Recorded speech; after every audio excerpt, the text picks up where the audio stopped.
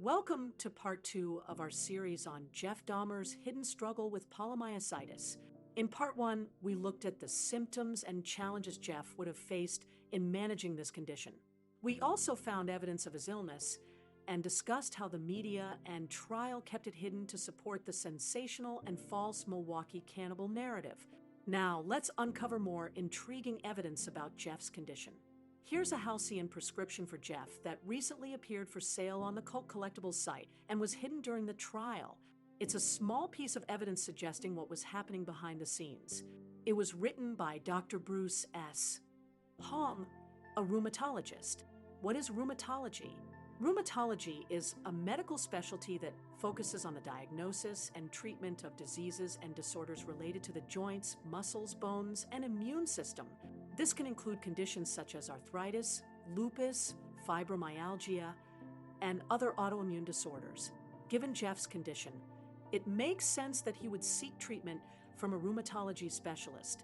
Here is an excerpt from the report dated April 27, 1992, by clinical psychologist Kathleen P. Stafford, prepared for the Ohio trial. The second paragraph mentions that Jeff received prednisone, a steroid for joint pain, about 4 years prior in 1988. The passage states, he was treated with prednisone for joint pain approximately 4 years ago. Sometimes, polymyositis can spread to the joints, causing pain.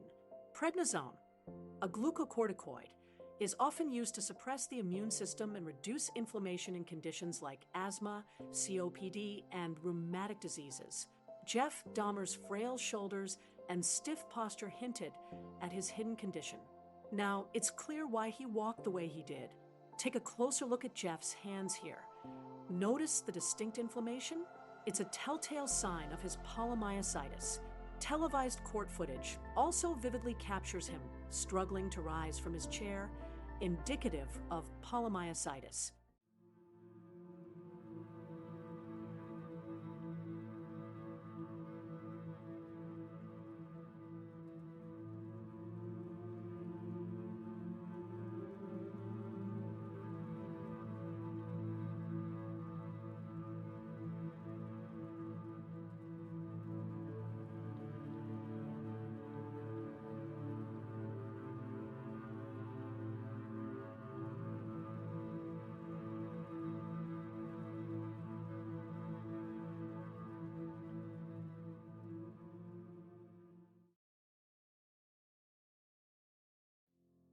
This also reveals the true reason behind Jeff's noticeable weight loss and explains why he appeared so thin during his first court appearance. Such physical symptoms were not just mere coincidences, but were reflective of the debilitating nature of his disease, which affected him long before his reported arrest. Jeff's subsequent rapid weight gain after the arrest can be attributed to a more intense course of steroid treatment prescribed by his doctors to manage his medical condition. His weight gain is noticeable in his 1994 interview with Stone Phillips. This weight gain wasn't due to prison food, as the media claims, but was a necessary aspect of his health regimen. While effective, the steroids for his condition can cause significant weight gain. Prednisone may also redistribute fat to the face, neck, and abdomen, though this varies per individual. Generally, higher doses and longer treatments cause greater changes. Prednisone can also interfere with your sleep cycle and disrupt the hormones regulating appetite. Is this why Dr. Hong prescribed Halcyon for Jeff? Let's take another look at the well-known online image of Jeff in a wheelchair. Despite media claims that the heavy shackles on his ankles made walking impossible, this assertion couldn't be further from the truth. In fact, there is ample footage showing Jeff walking freely.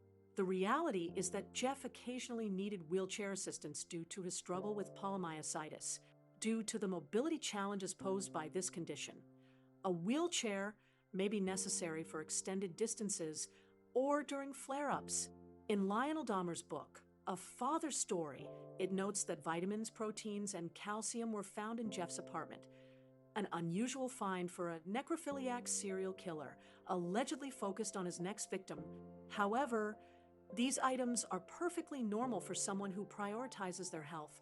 Notably, calcium is significant because steroid treatments can cause calcium depletion, potentially leading to osteoporosis. Interestingly, acne lotion was also supposedly found in his apartment, suggesting that it might be a side effect of his steroid treatment. Several questions arise. When was Jeff first diagnosed with polymyositis? Was it in 1988? Why is Jeff's polymyositis such a well-kept secret?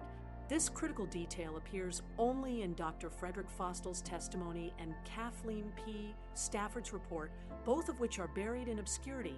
Additionally, steroids can lower immunity, putting people at a higher risk of infections.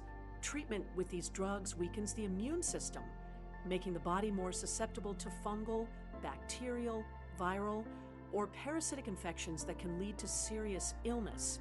Yet we're told that Jeff managed to chop up dead bodies in his tiny apartment, facing numerous biohazards without ever getting sick. Doesn't that sound absurd? The truth is, the media and the trial deliberately concealed this critical medical context about Jeff, knowing full well that revealing it would completely shatter the false narrative. In a real-life scenario, a cross-examination at the preliminary hearing, something Jeff never got, would have shown that his condition made it impossible for him to commit these acts. It would have also exposed the many inconsistencies in his confession, like including another man's social security number. A prudent judge, seeing the lack of probable cause, would have quickly dismissed the charges. So, what is the truth behind the headlines? The reality is that Jeff Dahmer couldn't have committed the acts sensationalized by the media. The legend of the Milwaukee cannibal was just a myth all along.